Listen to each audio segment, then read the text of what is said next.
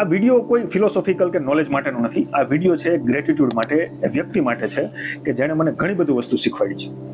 કોઈ વ્યક્તિ મને નથી ગમતો અથવા નથી ગમતી, છતાંય મારા પર્સનલ ઓપિનિયનને સાઈડમાં રાખીને એ વ્યક્તિની રિસ્પેક્ટ કેમ કરવી એ મને શીખવાડ્યું છે ઓશોએ. હવે સૌથી પહેલી વાત કે કોઈ પણ વ્યક્તિ પ્રત્યે ગમો કે અણગમો આપણને કઈ રીતે થાય, કે આપણી જૂની કન્ડિશનિંગ હોય કે જે રીતે આપણે મોટા થયા હોય એ બધું એની પાછળ જવાબદાર હોય છે. અને ઓશો આ બંને વસ્તુને જડમૂળથી ઉખેડી નાખે છે. એ એમ કહે છે કે અત્યારે તમારી પાસે જે વસ્તુ હોય એનો ઉપયોગ કરીને તમારે કંઈક સર્જન કરવાનું હોય નવું, એને ભૂતકાળ સાથે જોડીને એને મારી ન નાખવાનું. બીજી વસ્તુ કે જે આ બધા જ ગુરુ લોકો છે કે જે બાબા લોકો છે, બધા તમને કંઈક ને કંઈક આજ્ઞા આપશે અને કંઈક ને કંઈક નિયમો આપશે કે જેને એનું પાલન કરવાનું. ઓશો શું કહે છે ખબર, કે તમારે મારી વાત માનવાની નથી. તો તમે મારી વાત માની લીધી તો બીજા ગુરુમાં ને મારામાં કઈ ફેર નહીં રહે. તમારે જાણવાનું છે તમારી જાતે. હું જે કહું છું એના ઉપર તમારે વિચાર કરવાનો છે અને પછી જોવો કે એની અંદરથી શું નીકળે છે. અને જે નીકળે છે એ તમારું છે, એ મારું નથી.